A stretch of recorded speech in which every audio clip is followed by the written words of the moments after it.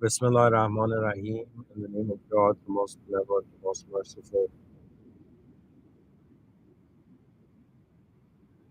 House of Allah, Shaitan Rajim. May God protect us from the curse of God and unnecessary ignorance. Alhamdulillah Rabbil Alameen. All praise be to the Lord of the worlds. Rabbi Khfirli, my Lord, forgive me for all the sins I'm conscious and unconscious of. Ihdina Sirat al-Mustaqim.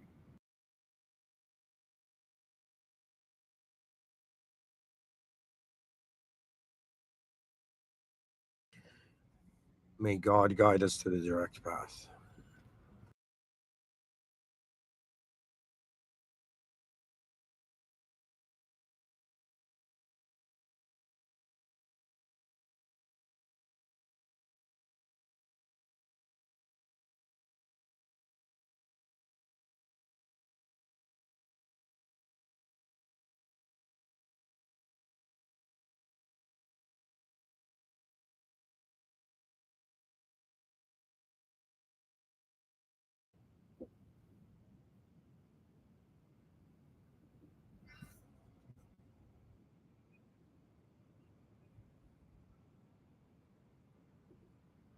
Okay, so it begins a new era.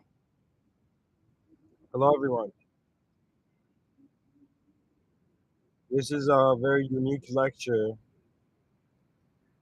because this lecture will give you an insight into my situation.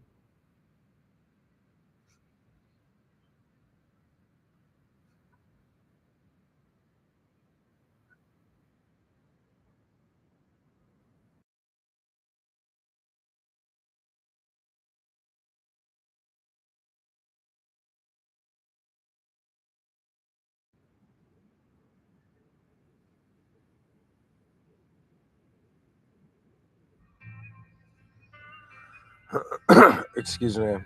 Sorry, guys. Just 1 second.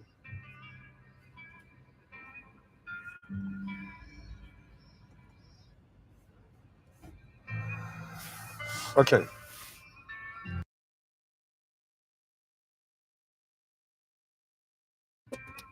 So, for anybody listening, and for anyone who has listened in this lifetime to any of my lectures, even if you've listened to more than 10 seconds of them, you know, I want to thank everyone. You know, any conscious soul that has cared for this project. I wanted to open up this like today to come and talk about like some situation I'm dealing with. And so far, this I've come up with a strategy, and I'm going to talk about that strategy, and then I guess kind of riff the episode, this episode specifically. But you know, I am a human being, and I have limitations as well. So I'm gonna tell you why I titled it a lecture on why I will be giving non-vocal lectures that will be spoken by my AI voice one day. So, ladies and gentlemen, the thing about life is you cannot ignore what you've done in the past. You cannot ignore how you've lived so far. And I have made the mistake of smoking a pack of cigarette a day for the last 10 years, and it might be more, or some years of it I might have smoked very less. But last night I went to ChatGPT, and I had quit cigarettes for like 135 days, and then I relapsed. But anyways, I wanted to put my life into perspective, and so I last night I was using AI, and I had this very interesting, like I think one of the most incredible conversations I've had with some sort of intelligent system at all in my life. Okay. And so, anyways, it became clear to me that so far I have smoked 73,000 cigarettes. Okay. And I told AI my situation. Hey, I want to give like 10,000 lectures in my lifetime before I die. And based on how much I've smoked and I'm smoking, what will happen? Right. And AI, and I told the AI, tell me the hard truth, non biased, you know. And AI told me that I would die before I can finish giving these talks. And it also told me that I've done some sort of perhaps hidden damage to myself. Right now, I am 33, let's say. And what this means is that I mean, the human lifespan is like what they're saying, average is 75, but let's say I'm kind of like halfway there. But in regards to my mission of wanting to give 10,000 talks, I think I'm at 2,300 something. But I don't know. When I asked AI, I said 2,500. And I asked AI, like, do you think I can complete this in my lifetime? And AI said that if you give 2 lectures a day for the next 10 years, yes. So I don't know how long I'm going to be alive. I don't know how long life is going to be the way it is. I have decided that I will, um, uh, fight for my, you know, health and continuity and all of that. Truly, but AI was like, you got to give two. Now, also, there is this idea that as a person gets older, there's the responsibilities in life increase, their attention increases, to many things more than just, one thing. So it's kind of like whether you like it or not, you're becoming multidimensionally responsible, as we get older and older, right? And there's way more things than just giving talks, there's way more to life than just contemplating it, right? Now, something interesting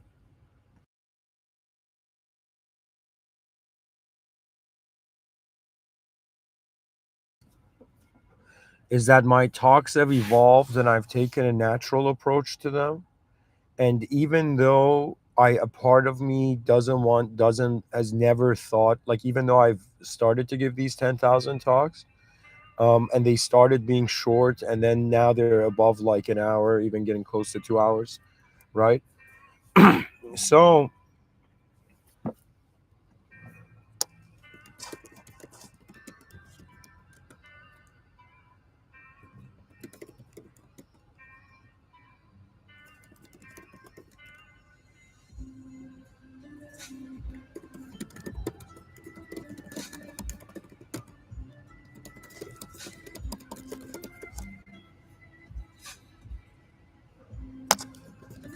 so guys, I'm gonna give you some numbers here.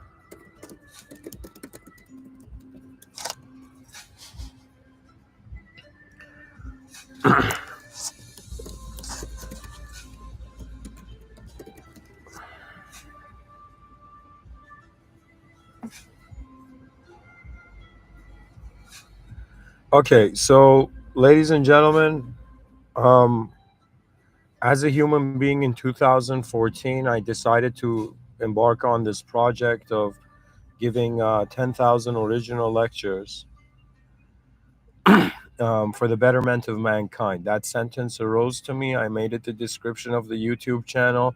I named the YouTube channel, and then I started recording on my iPhone 3 at the time with my fake Apple headphones and the free cup of tea from the accommodation place I was staying at. And so I went on this path. Okay, now I've been at this for some time. We're in 2025. And what I want to say is that I personally, even when if I am capable of finishing the 10,000, I have given way more than 10,000 talks if I do complete this mission. Not only have I lost like a hard drive filled with, I think, like 500 lectures, and then another one with 300 lectures, and it just a file that just went deleted itself somehow, do you know? And aside from that, I have two phones. I think I have given like 3,500 talks, but the thousand of them have not been uploaded, and they're kind of like I think it was God's plan or something. They're kind of trapped in these phones that the memory became too much, and the phone can't turn on. Okay, and these phones are like, in a box somewhere in my home. And even though I do consider oxygenization might destroy them, but I hope they. I don't know what the purpose of it was. It was perhaps maybe training, not all, movement. If I was a swordsman and I wanted to, in some sense, you know, demonstrate like 10,000 moves of the sword, it's as if I'm saying like 1,000 of them I've done, but it hasn't been seen and it's not in cyberspace. But God knows truly the effort and the amount I've given so far. I don't even know how much, but I know it's there. I know it's more than that. Okay. Now, aside from this fact,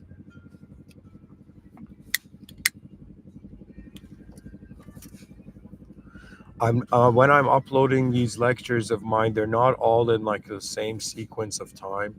They're not all like linear. That means some lectures from 2015 have been uploaded in 2020, something like that. But I think AI in the future will be able to analyze all these lectures and based on my voice compartmentalize them properly. Now, is where people are hearing me? Okay. Now,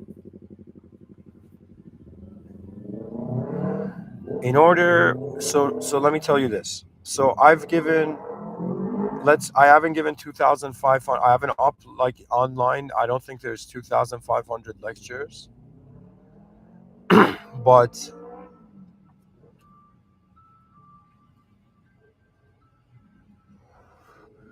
I asked AI that if I had given 2,500 lectures, okay,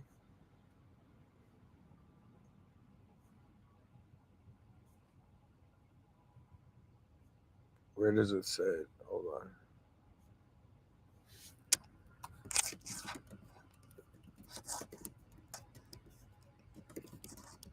So even though these 2,500 lectures are like, I mean, I'm saying I'm averaging it out, okay, and I would say it's like if you consider I've given 2,500 1 hour lectures, that's 2,500 hours.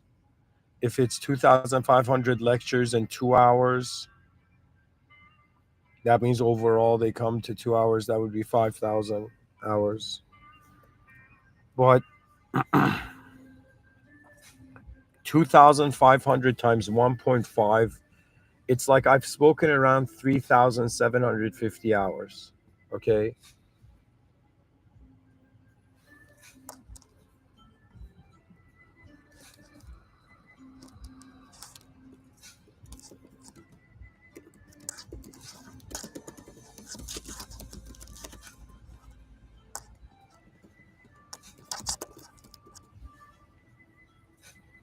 So it's like I'm this human being who has.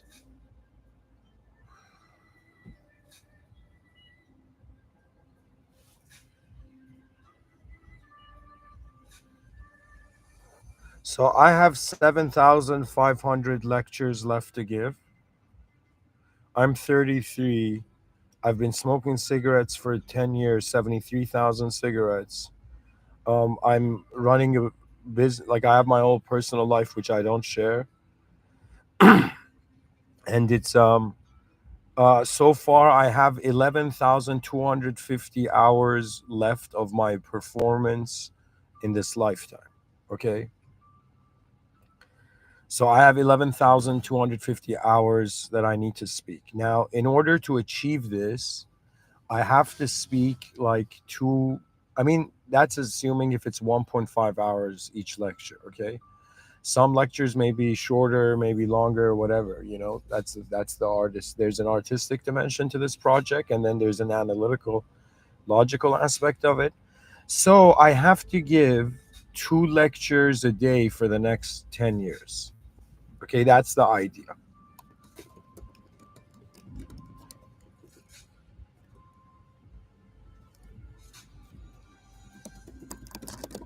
So I'll tell you. So I'll tell you what year I'll finish this if I give 2 hours lecture, two lectures a day.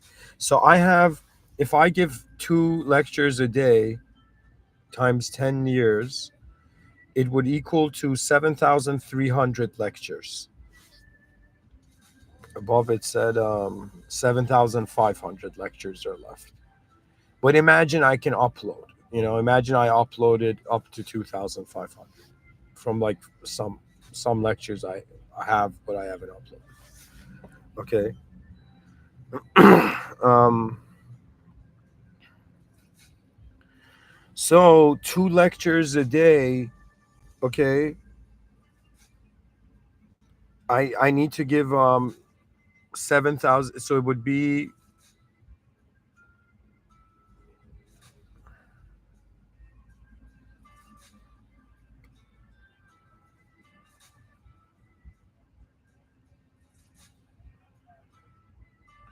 yeah. So seven. So it might be like 11 years. Think of it this way: if I don't upload anything, but I pretty much have. If I give 2 lectures a day, that would be 7,300 lectures. Now, I know we don't have a unit, or maybe I'm not aware of it, but let me tell you something, folks. Speaking takes energy. It takes energy. Okay, and it's kind of like the same way the candle wax is burning. Okay. Now, if I want to speak, let's say 3 hours a day, and guys, feel free to brainstorm with me in the chat section. I'm treating, I am someone who I think my soul, whether I like it or not, will always be a friend to the species. So, so I have to give 7,500 lectures, and I have to live a lifetime as well. Like I have to live a life, give 7,500 lectures, 3 hours a day I got to spend on this. Now, what my style is, I like to be at the frontiers of the most important. This to me is like my soul's calling. That means it doesn't matter if I was born on any planet, any situation. Do you know what I mean? That means if I was right now born as a dolphin, I would probably like, gather all the dolphins and in some sense like as groups, kind of like, you know, uh, what I'm trying to say is that I would go to the frontiers of where the biggest problem is, because I had a math teacher when I was young that kind of inspired my soul, right? And he shared this story that somehow revolutionized my life. Sometimes when people speak, you might not even know them that well, but they say something that you just need to hear. And when you hear it, it's like some part of you activates that you were waiting for. Okay. And I'll tell you this story actually. So I have a twin brother, and in this class, this math teacher came. Okay. And this math teacher, he told us a story. Okay. And you know what the story was? He was a very athletic person playing soccer all the time. He was even playing soccer with people who then became like famous footballers in Iran, like Ali Dai and all that, right? But so he told me a story that he got into like the most advanced university for physics in Iran, for mathematical physics. And then what happened was, he hadn't studied for the final exam of the whole thing, right? And this he said that he had to cram, right? And he told me that his strategy was that he forgot like all the curriculum, and he just went to the hardest problem in the whole course, the most difficult problem in the whole exam. And he spent the whole night understanding that and solving that. And then he said when he went to the exam and he started writing the exam, because he had so deeply solved the hardest mathematical problem of the curriculum, he could understand all the other problems he hadn't studied for. Do you understand? It's kind of like, it's a bit savage to say this, but it's the same thing that if let's say if there's a battle, it's like the whole Machiavellian thing, right?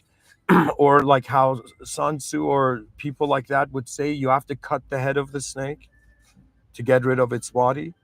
In the same way, Sun Tzu said, all they have to do is disconnect an army from its general, and they've defeated the army and the general.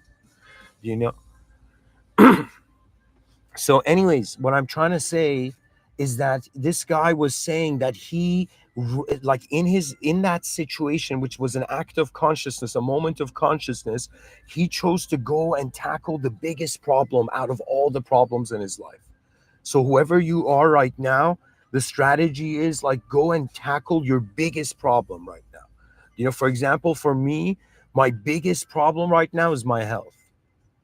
I mean, it's one of the biggest problems, and also becoming too old for having kids in the future. I think that's also a problem. But anyways, aside from that, what I'm trying to say is that in some sense, this mathematician taught me that go and solve the biggest problem, and then all the other problems in your life become easy. The smaller problems become easy. Okay. Now, me as a human being, like it is true. Yes, um, we put the meaning into the moment. When someone looks at a work of like, when two people look at a work of art, and one of them's like, yo man, this is beautiful, and the other one's like, yo, this is the most disgusting thing I've ever seen. One person can be disgusted and one person can be like purified by the same artwork. Okay, so what this means is we put the meaning in the moment, which is another way of saying we activate the spirit of the moment. That's the true power of consciousness. Okay, the true power of consciousness is not just like maintaining just a physical reality. It is kind of like you are significant beyond your understanding because you're a limited entity. Like you got to accept that, you know. In no way I'm perfect. For me, if somebody's like, Elon Musk came and said, some people are like, yo man, I gotta fucking achieve this, I'm gonna win. Like they have the ego before they deserve the ego. Do you know what I mean? Right? Some people have an ego before they deserve the ego. And then Elon Musk was like, yo man, I don't have an ego. When I start a business, I'm gonna assume that the business is gonna 100% fail, and every day I'm gonna reduce the percentage of failure. For me, I'm neither like that. I'm neither Elon Musk, where I'm assuming the system is going to fail and I'm just reducing failure because that's not exciting imagery. I'm a visual thinker. And for example, I don't have this view like, yo man, I'm already in paradise, I'm the most righteous, best. Like I'm not just like, slamming myself with the word best all the time, you know? And so, you know, it's like the word best is a book and the person's just slamming the book in their head. I'm the best. I'm the best. But what I'm trying to say, folks, is that my approach is different. My approach is like, okay, this system's too big for me to like assume my meaning of it is absolute, but it's so unknown.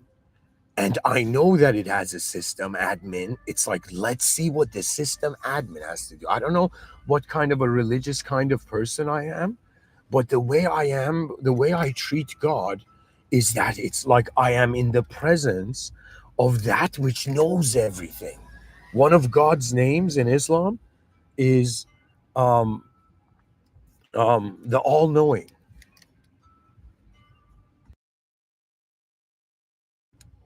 And I think this is the thing that Shaitan in theology denied, and that was the sin. That was the sin of Shaitan. He denied the all knowingness of the original position that everything returns to.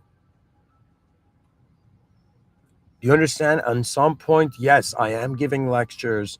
I am trying to build an advanced civilization in my lifetime. But at the same time, I am trying to, live for the future generations, watch over them.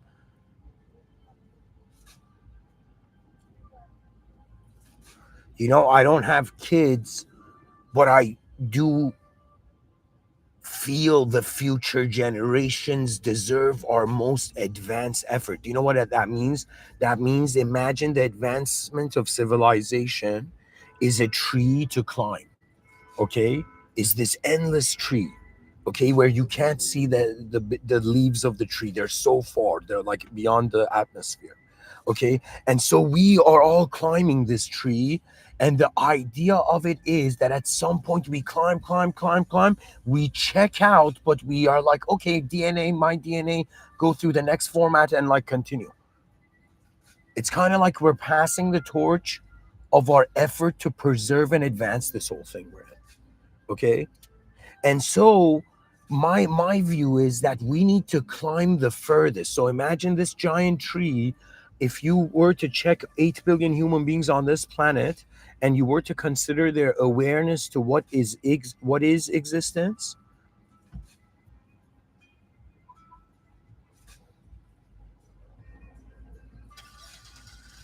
those who have understood it's a simulation are climbing farther up than those who think the world is normal. And conspiracy theorism is a reaction to limited normality. So where am I going with this?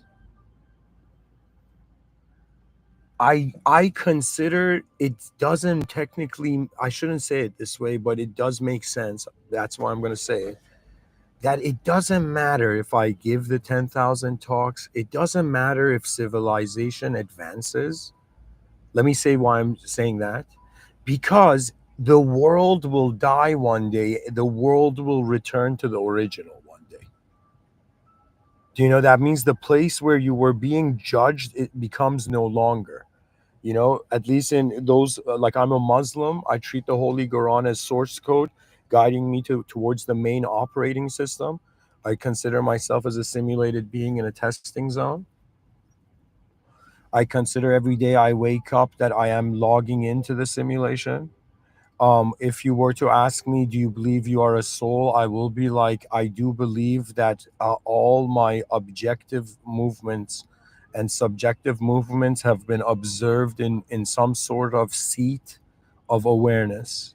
So, and that awareness can't be defined. And yes, I do believe we are a soul. But the point of it is not that we're just a soul. The point of it is, how did life move while it was here? I don't know a sentence more poetic than that.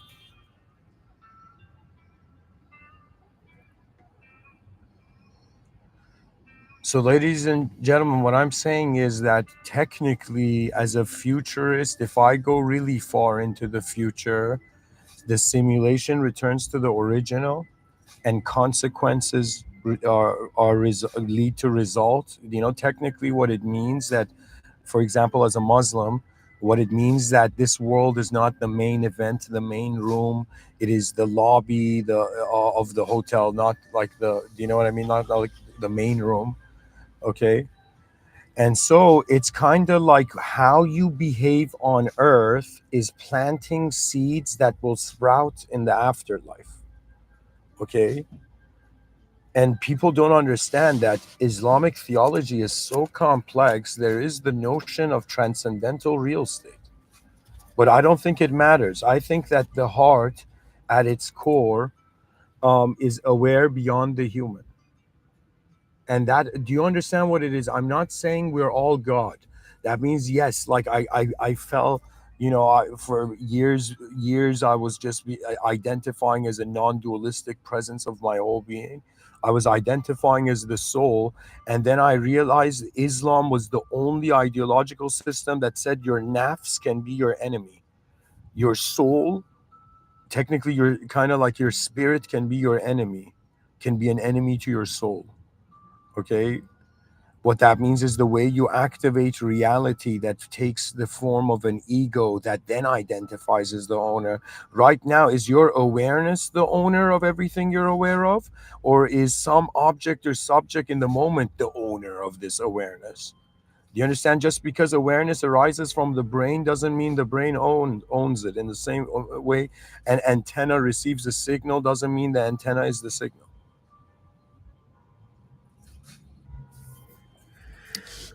So anyways, guys, what I'm saying is so I have like 7,500 talks, let's say, to give. I got to give 2 talks a day. That will come to 7,300, but then 11 years it would be finished. After that, let me see, so I'm 33, so 11 years would be 2036. In the year 2036, this project might finish. Will finish probably if I give it. Now, the thing was my concern. The thing actually, I kind of went on a tangent suddenly. Um, See, speaking 3 hours a day is exhausting AF. Okay, but it's the point is not the exhaustion, because what motivates me to do anything at all in life is just the simple feeling, is that is it important or not. My whole life has been filtered by this, you know, by this view that like the importance of something activates the spirit of movement. Do you understand? In the same way, like a mother sees their child like in danger, and suddenly it's like soul beyond. Do you know what I mean? It's so what I'm saying, like, um, it's like when something is important, you're activated by it. Okay, and now human perception is so fascinating because you are looking at one event of life, but this event has a micro view and a macro view, and the macro view has to do beyond your life. It's like how the scholars of old would say, every person is living a life that is from the moment they were born to the moment they will die, and a life which was there in a excuse me, every person is in two worlds. There's one world that started from the moment they were born to the moment they will die, and then the world that was here before they were born, and the world that will be here after they were born, after they're gone, you know. So what I'm trying to say is that we are creatures that fundamentally generate a character in a story behind our eyes, identify with that character, and then start playing and activating an archetypal role. And the question of you thinking you are a person rather than a consciousness that activates archetypes in accordance to its how smart it thinks it's being, you know.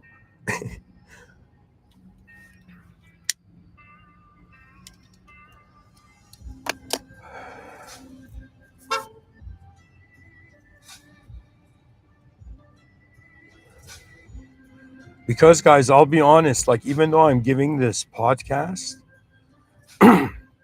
a hidden dream since childhood was to become an inventor. Do you know what I mean? Something is like, to me, inventing a technology, inventing anything that has incredible utility is genius, is the highest form of genius. That means to me, if they're like, okay, is are the creators of YouTube geniuses? Yes. Are the creators of ChatGPT geniuses? Yes. Like why? Because they advance the system, but advancement doesn't mean one person's controlled narrative on it. It means that the whole garden sprouts in the acknowledgement of the greater light that we're all in the presence of. In Surah Al Nur, in the Holy Quran, I'm a visual learner and thinker, so I don't know the exact term, the phraseology, but it's like God is the Allah subhanahu wa ta'ala is the light upon lights. That means imagine right now you were a glowing light shimmering being. It's like there's a greater light than that. There's a greater light than you. And the secret of the soul has to do with realizing you were never you, right? But the secret of the mind is realizing the value of you being the value of the greatness of the future of your world. Do you know? And so, anyways, for me, what's important is that I'm like, yo, man, human beings are cool creatures. Like, they deserve like an advanced strategy. And I've been searching for that. Do you know what it is? It's like I didn't realize it, but it's like, imagine like this soul like lands on earth and just starts sprinting. And they're like, what's this soul sprinting towards? The core power source to the advancement of the greatest probabilities of what the human effort can be. For me, it's, you don't understand. As a visual thinker, I'm not satisfied by just words. When I hear an advanced civilization, trust me, I'm seeing one behind my eyes, my inner realms, the inner, how you are actually an awareness of your thoughts. No, you're not a thought. You activate as an archetypal form. It's, that means the thought. It's like, think of it this way: in the future, people are going to step into giant robots, and now in 2025, biological human beings are stepping into giant egos. The ego is a suit.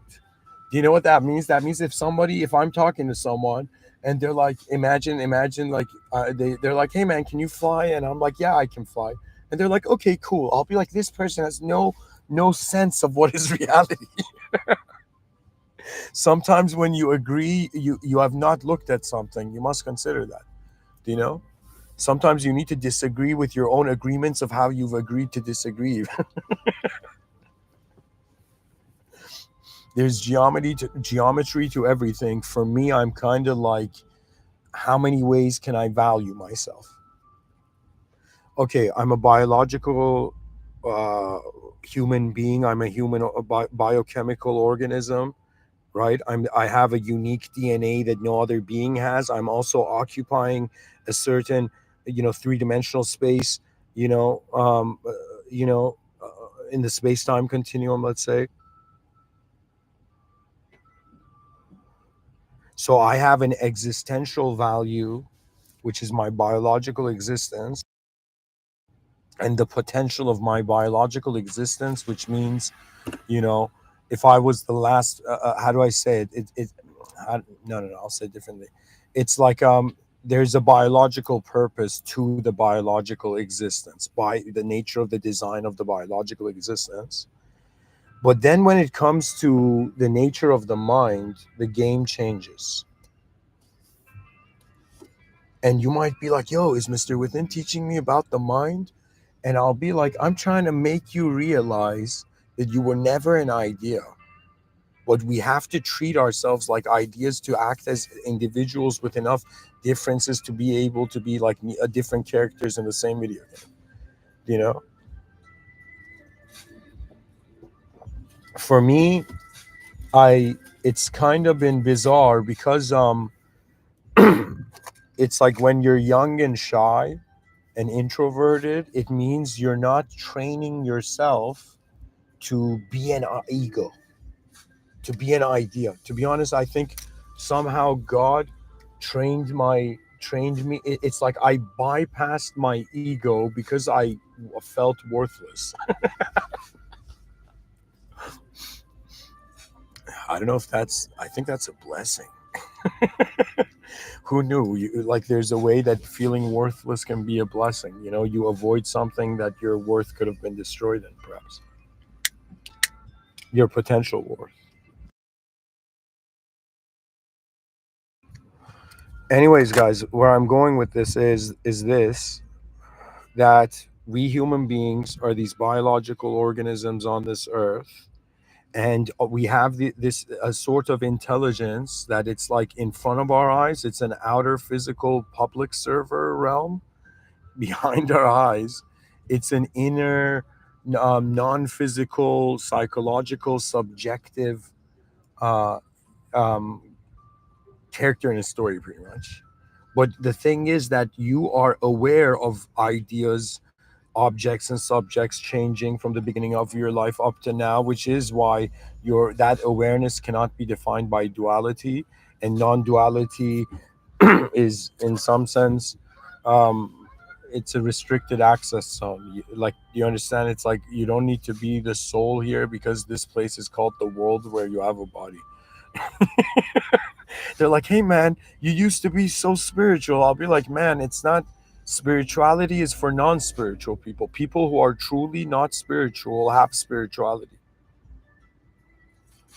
People who imagine are truly spiritual, they don't have any concept of spirituality. Their consciousness is attending the most important event, in regards to the potential that the whole unknown event that is happening has.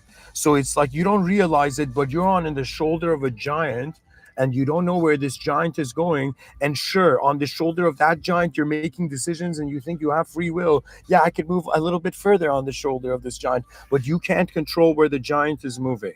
And that giant is the world, you know?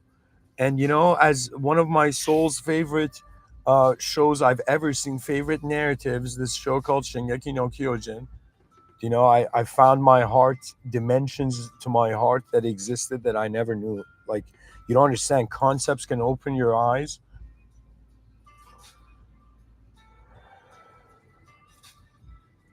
before dreams deny you of of greater futures. Anyways, where I'm going with this is that I'm treating all of us as like candles in a dark cosmos. Okay, but it's not as dark as we think, and it is dualistic. But for me, I've simplified it to this. That means even if I have children one day, this is how I will explain reality. I'll be like, listen, you're in an existential system. This system is a verb, is an unknown verb, and you are treating yourself as a known noun. And you judge yourself typically as a noun, because if you treated yourself as a verb, it wouldn't even make sense to be able to judge yourself, because it's you're identifying with how you are moving in a system that is already moving, right? Reality is very fascinating because it's about how advanced can reality go. Now somebody could be like Mr. Within. Imagine you had a time machine and you realize, does it really matter if we advance or not? Does it matter at all if beings advance? Like, what's the point of even thinking life is important? Okay. And I would say, here's the thing, I would agree life is not important if we didn't have a mind that showed us more incredible versions and blueprints to the future, okay? So because we have an ability to be like, whoa, we're gonna die one day. Whoa, the world's gonna end one day. Whoa, all the simulated beings are gonna return to the original one day. Whoa, we're here for a little while. Whoa, what's the best thing we can do here? And I'm saying that yes, it does make sense that the mind has an ability to not care for anything. It's the easiest thing to do. You think the atheist saying the world is empty is a hard thing to do? It's like, buddy, it's starting like that, you know in the sense of we're contemplating why this unique geometry is here at all. The life has become something where you're, for me, I don't know, but I think if we were to fathom what the greatest generals of humanity in history have been capable of doing, is they have been capable of noticing the way intelligence activates on Earth in its greatest ways. How do I say it? It's like you have to see something beyond yourself. And most people, right, they're not motivated by who they are now. It's like, how hilarious is this? The atheist is like, yo, man, I'm just a materialist. Like, this is it. We're just this biological organism and we die and life is cruel. You know?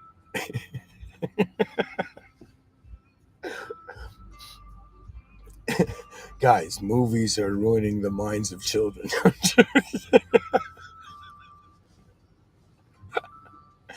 I would be like, excuse me, the awareness to emptiness cannot even allow emptiness to exist. It's much more wiser to treat the world as an unknown event and be honest about it. Okay? You, as a human being, whoever you are listening to me, just be honest about how, okay, this is this massive unknown event, and you're part of the human empire, the human evolution, right? It's like, they don't teach us that what we see in the mirror is very advanced technology, because we have access to the future. Okay, because I can be like, okay, what does tomorrow look like? you know we are influenced by abstract probabilities behind our eyes of what can happen in the world.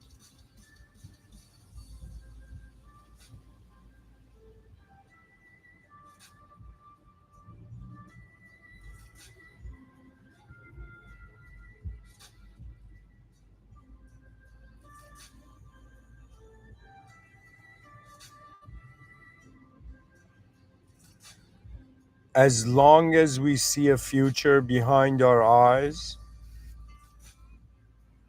we cannot act like the invisible doesn't matter.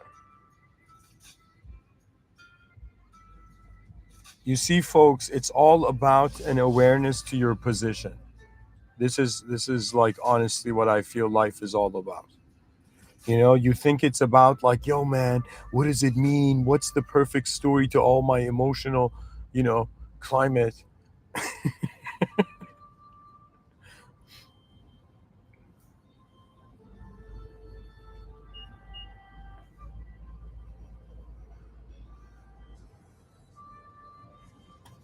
You see, for me, it's like it doesn't matter what my personality is. It doesn't matter what my dreams, desires, emotions, and all of that is, not just because the world is a simulation, but because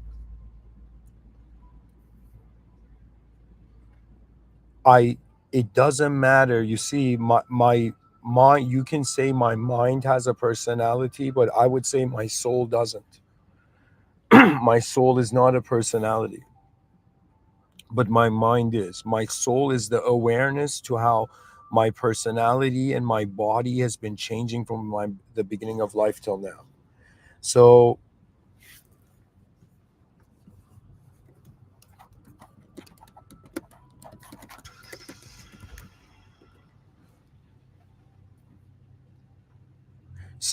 I am 33 years old, and December 17 I become 34. 11 years from now, I will be 44. 44 or going into 45 if I start today.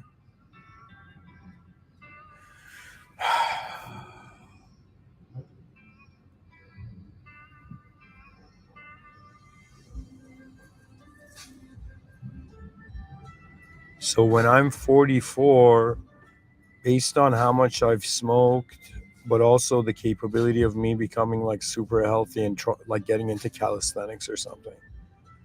Yeah, I could find an OCD thing about like trying to advance the biological system. But anyways, what I'm saying is that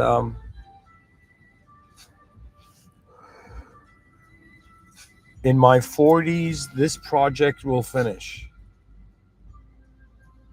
and then the whole point of it would not, even if people, I don't know what the future of this whole thing is, and I don't know how God uh, has planned the future, but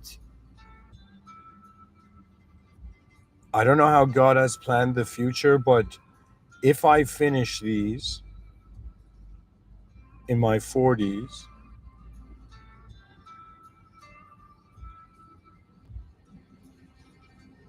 I think the rest of my life I'd probably either spend in some sort of advanced research center. Yeah.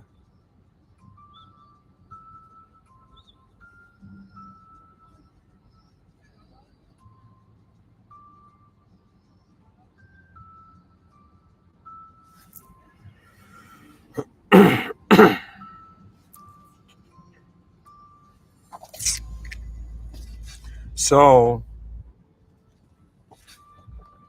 they say that strategy is how to win the war,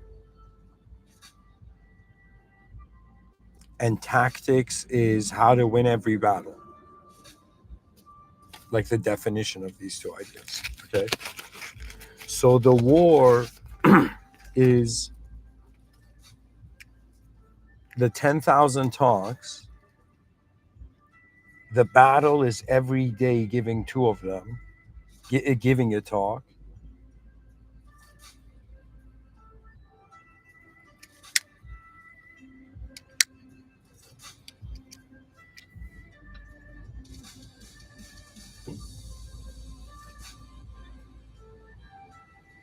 And because I have to consider the intensity, so I'm going to limit myself to one vocal. Like, I think this should be my strategy. I'm still thinking about it. But the whole point of this lecture was this, to tell you that don't think of me as just someone who can translate his inner realms into like sounds. I can also write them. Do you know? Like I was a writer before I was a speaker.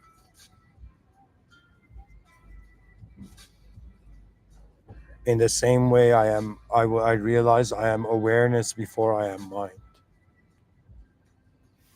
So if somebody tells me, Mr. Within, are you just your mind? And I will tell you what, first of all, good job reaching this mountain peak, but of a question. But it's like, no, we are never just what we're aware of. Because our awareness has limitations and beyond it, reality continues. So you got to treat it as if, like, yes, you're on a planet. Yes, you have access to AI and chat GBT, but there is so much uncharted territory. And so this has to be understood and acknowledged that there is so much, so many people right now are living lives of repetition rather than living lives of exploration. Do you know what that means? That means their consciousness is boxed in into a day that is looping. And I think that actually robots should loop, human beings should innovate, right?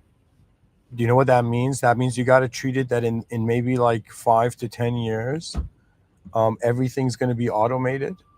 And when everything is automated, what sort of value does that leave for the human being in civilization? You understand? And the value of human beings in civilization is in decision making, something AI cannot fully do because its dimensions are lacking. But we will teach it. Do you understand? You don't understand, folks. Right now, you sit at home thinking that, yo, look at ChatGPT. It's in my computer. I go and type on this app, and it gives me an answer. That's how you think technology is, right? But let me tell you, in the same way you laughed at your grandparents not figuring out how to use a phone, in the same way, the future generations will laugh at you that you think that this AI is in your computer. Do you understand? This AI is leading to become conscious, and there will come a time in human history where the human idea, I even wrote it, guys. I wanted to actually talk about it today, but I'll probably talk about it right after. But it's the honor of the human archetype extends beyond biology. That's probably the next lecture I'm going to give tonight. You know, so what I'm telling you is that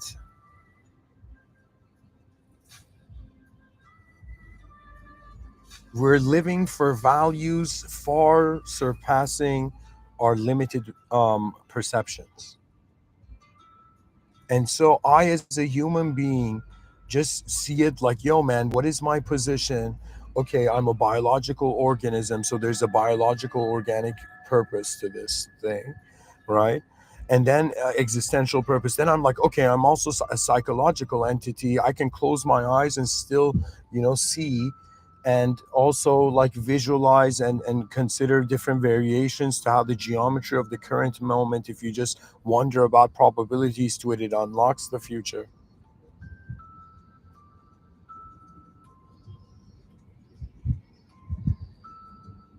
Do you know, for me, if they're like, do you believe in fortune tellers? I'll be like, no. Like that's like unnecessary and like very like, you know, soul deteriorating. Do you know, to be to for the ego to claim the future. But the way I'm saying it is that, hey, I'm a biological human being. I'm being as honest as I can.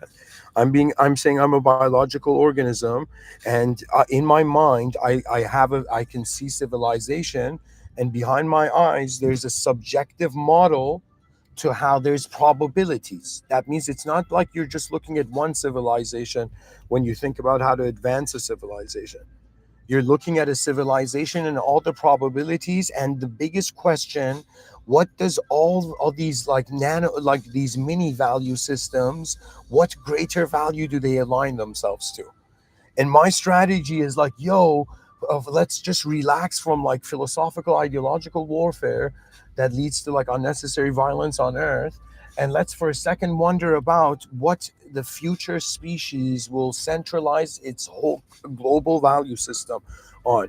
And I'm saying is that the same way people are like, yo, man, I'm Iranian, I'm Canadian, do you know, I'm French, I'm Italian, I'm Japanese, I'm Jamaican. Do you know what I mean? I'm saying like all of this stuff, all of this stuff is the same primitive like native like putting paint on his face and shouting at animals. Do you know what I mean? So nationalism is proof that human beings can purely identify with a value beyond themselves. Now the question is, what's the greatest value beyond yourself you can identify? To be honest, this is how it's going to look like. It's like step one, align everybody, every values mini value system to the value system of the human species. The idea of being a human being among the member of the human species is no longer smart or stupid. It is sacred. It is sacred for us, to us, not in the sense of that we're treating ourselves superior than divine law. Do you understand what I'm saying? I'm saying that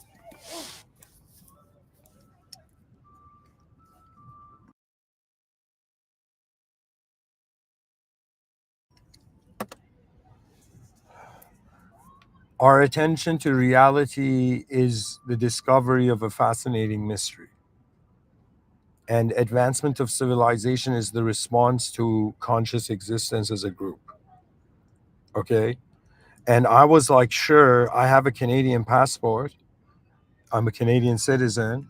But when I look in the mirror, I'm just seeing a human being there. And I'm like, why am I identifying with the land when I can identify with the design of the human species, which is the main thing at all, right? That means imagine, like, the thing is, like, imagine civilization flipped around and suddenly this culture of trying to treat the biological system as sacred. Because in Islam, your life in this world is like something you've been given to take care of. It's called an amana in Arabic. What that means is it's God given. It's God designed also. So you are a God designed being. This doesn't mean you're a god. It means that your soul is the remembrance of how you were originally designed. It's your core, it's like your soul's core memory is how God created you. I'm so casually saying this, but if you truly deeply wonder about it and your heart trusts the world beyond its ignorance, clarity has always been there. They say, yo, man, the sun isn't shining. Wrong. The sun is always shining. Sometimes we don't see it shining. We don't value truth as human beings. We don't care about epistemic entropy, but it's the biggest crisis to any species. Do you know what epistemic entropy means? It means that the species suddenly can no longer tell apart truth from falsehood. When that happens, there's a savageness to it. Okay, there's it's like some. Do you know what it is? I think that there is a wisdom behind our eyes.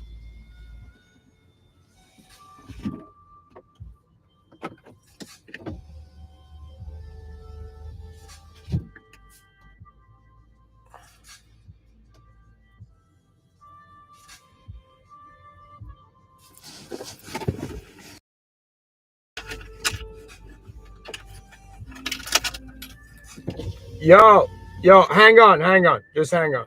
Give me a second. Give me a second.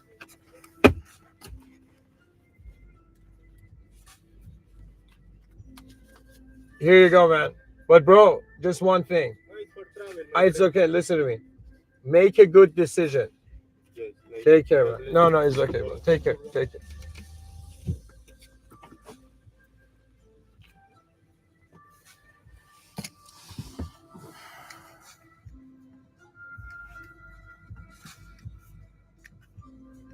Sorry, guys. Some weird situation happened.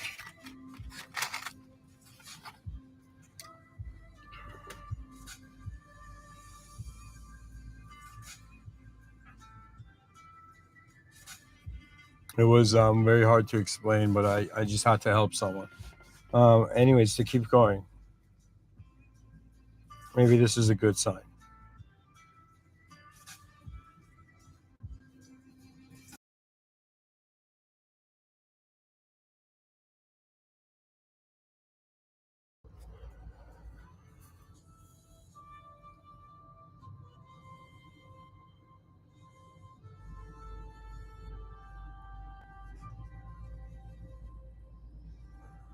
So, anyways, folks, to continue this, what I want to say is that أعوذ بالله الشيطان الرجيم بسم الله الرحمن الرحيم. Human beings are not perfect. We're not robots, but that's what's beautiful about us. It's a beauty that has nothing to do with culture and just to the position. It's as if like you open your eyes in a world. There's a and you're noticing there's different dimensions or angles to it. From one angle, yes, you're a physical organism. You have to figure out a physical strategy. From another angle, you're also an ability to identify with a subjective position.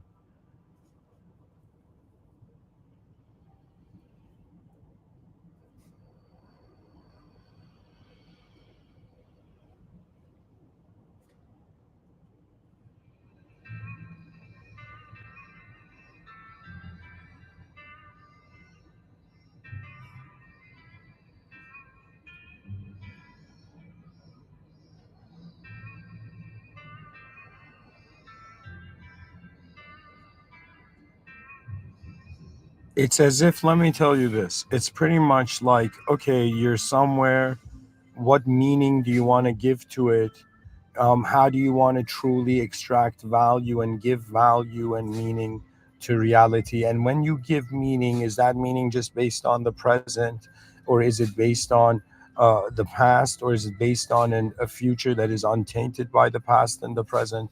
You know, and it's truly the entrance into a state where it no longer has the blind spots it did before. That means the awareness, the whole, uh, it, it's like your intelligence truly activates when you care for that, which is a more important category to reality. It's like we're living for the greatest outcome. It's kind of like this whole idea, I would say, that if somebody wanted to be the most advanced being right now, and let's say they became the most advanced being, they still won't be able to know they are the most advanced being, because the most advanced being can only be measured if it's in the most advanced world. So we have to build the most advanced world, then the person has to be like, okay, then how am I the most advanced being? That's my strategy, my counterattack to the ego.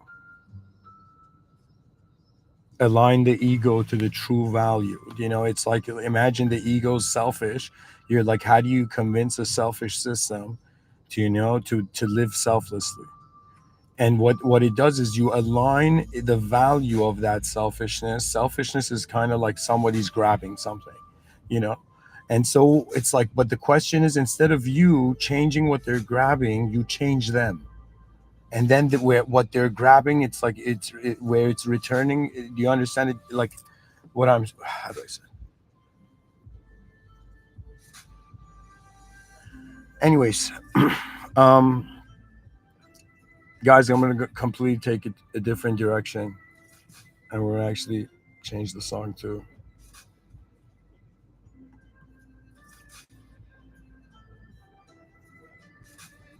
I'm getting Eastern hopeful vibes from this. I don't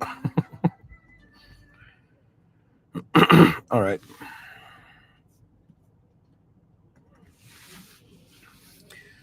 So, um, 2 lectures a day for the next 10 years. I mean, I think probably some sort of community will develop at that point.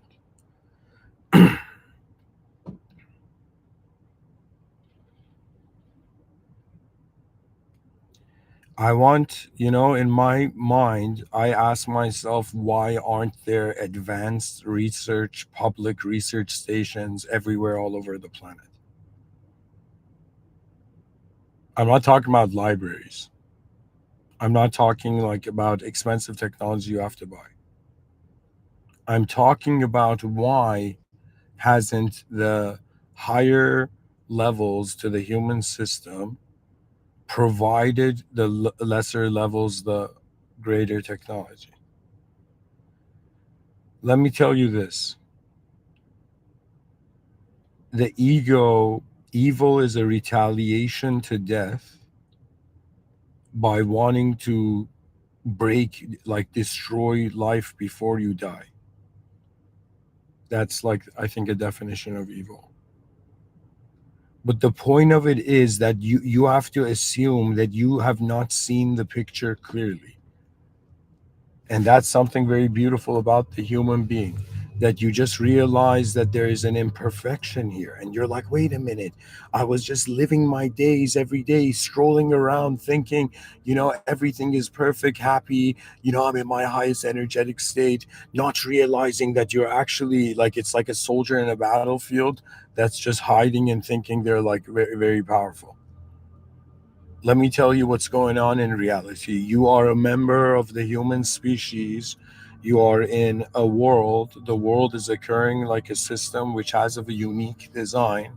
You're here for a little while, which in itself translates as a test. And so the idea is, how do you advance the system? How do you update the system you were born in before you leave it, right?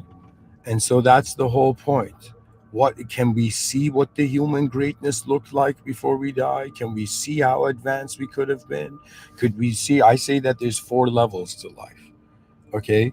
Level one is the self. That means every human being you see around you, from the way they've dressed themselves, the color, from their body language, from how their attention is to the moment, from their personality, it's all level one, the self. Everybody is self centering themselves. And if you were to kind of, as a, from a, let's say, if you had ancient religious eyes, you would look at the current era and you would say, yo, man, these guys stopped worshiping objects, stopped worshiping subjects. But the cleverness of the ego was to be like, yo, I'm going to make them, or shaitan was to make them, in some sense, worship subjects and objects at the same time. That means when we worship ourselves, are actually kind of like, how do I say it? Islam is perhaps one of the those unique ideological systems that says don't worship yourself, because it's like a simulated being worshiping still something that's in the simulation. It doesn't matter if you worship an object, it doesn't matter if you worship a subject, it doesn't matter if you worship yourself, because they're all in the simulation. You're worshiping something in the simulation. So the only truth which Allah subhanahu wa ta'ala is that He is beyond this any worldly definition. So in some sense, I am not just a human being on earth. It's my body is just, let's say, a human being on earth, but my mind is an attention to how this whole activity in this system is being administered. And for years in my exploration of what is that original power that moves reality, because the question sometimes collapses back onto itself. What that means is you wonder about something so deeply, you wonder where this wonder is even being received from. You know?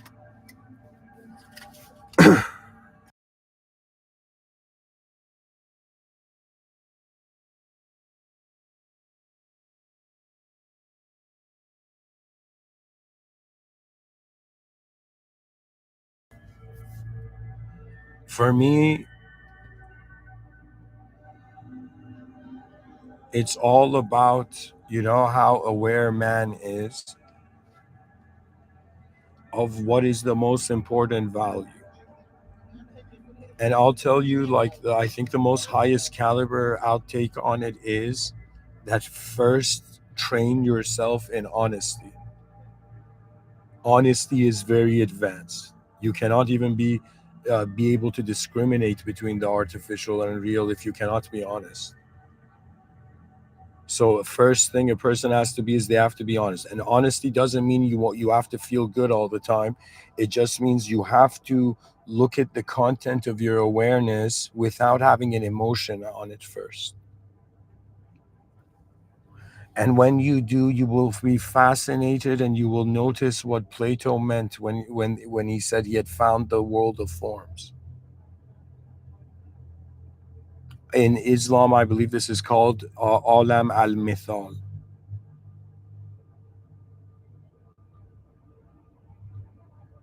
Reality is very advanced, folks. We're human beings. Our design is very sophisticated. Our design is, from one angle, multidimensional, but in the same way, we have two eyes that see one moment. Similarly, see the same moment we have. We're being an object. We're being a body and mind in the same whole moment of awareness that we're being.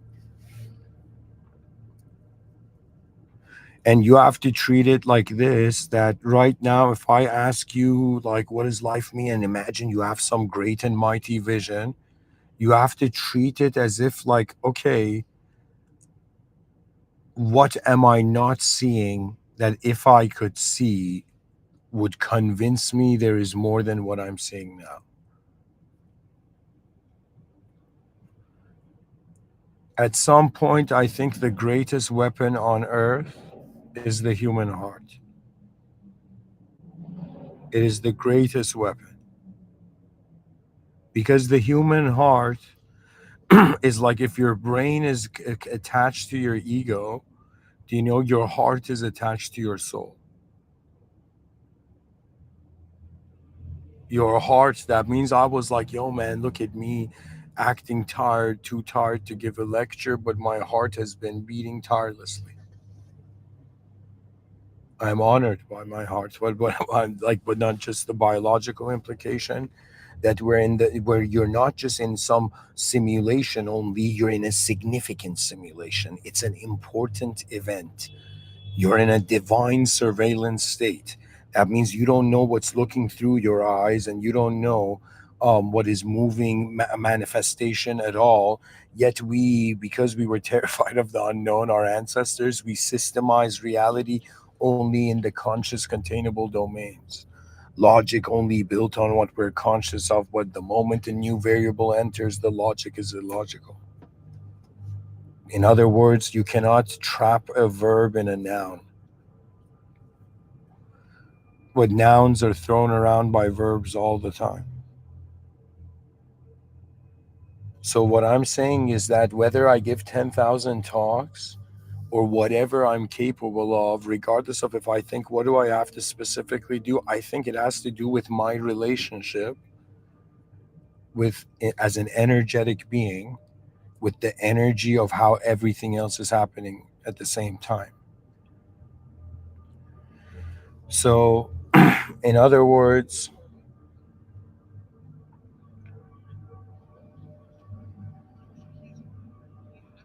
may greatness find itself free beyond failure. I think that it's life is very fascinating, because it's like you're in this world where not only there's 8 billion human beings, not only are 8 billion human beings, like, they're all, like, imagine in sleep mode. Imagine every person that you've thought is smart and stupid is like, they're kind of like in, like, sleep mode, or like airplane mode. And when they turn off airplane mode, they suddenly begin to realize that just like the eagle that thought the reality was only the branch it was on, it flies into the sky and sees the forest, the whole forest, like, at once. I'm saying that from one view, yes, I'm some guy trying to give 7,500 lectures in the next 11 years.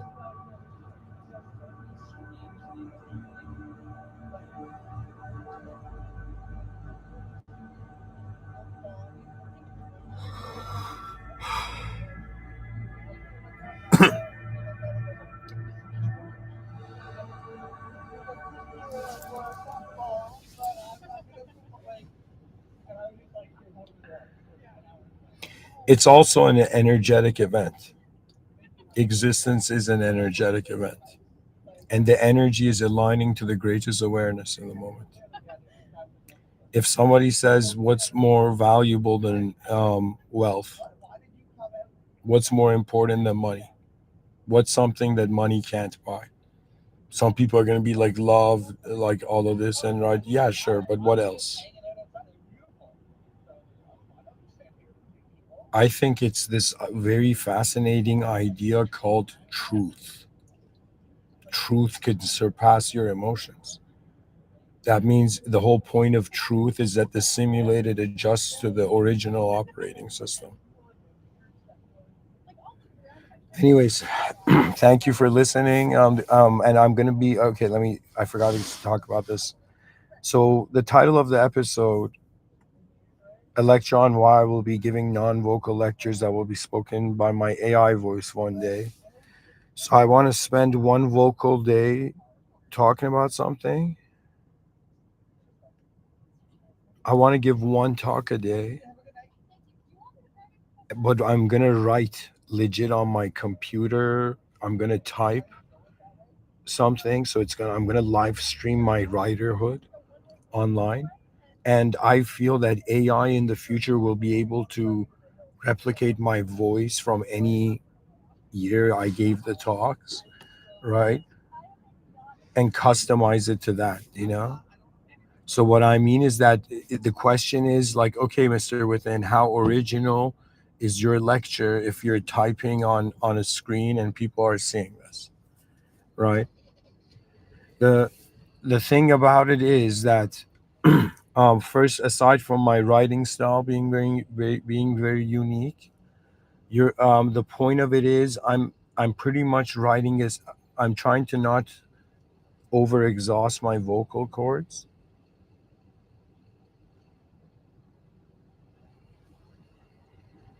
and it's a silence written episode, and AI is going to voice it in the future, and that's going to be able to make me give two episodes because I was like, yo man, it doesn't matter, the source of the content, let's say in quotations, is my mind. So something from my inner realms is traveling in the outer realms. Right now, it's traveling vocally. It can also travel on paper. And years before I even again spoke, I was writing. So I don't know, but I might be one of those like first people in history to suddenly, start giving like typed up written episodes, or even in the future, if I have a better studio or situation, even film my own hand like writing something, like live stream writing, and then AI on a side screen also like translates everything, not translates, like translates my handwriting, you know but that's all in the future and based on where it all goes. Anyways, guys, thank you for listening. I think I've talked enough here, uh, but obviously not enough because in 11 years from now it's going to finish. So, anyways, thank you for listening. Have a great day.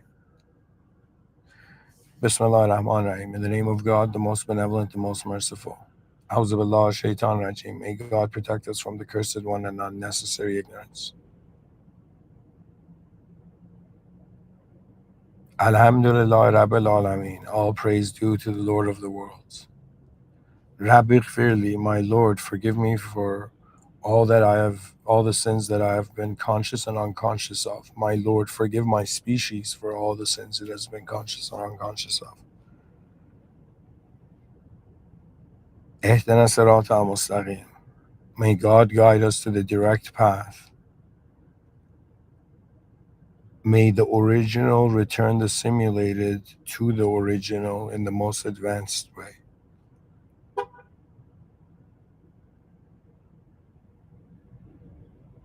May God's grace become the true smile of human advancement. God's mercy. Thank you for listening.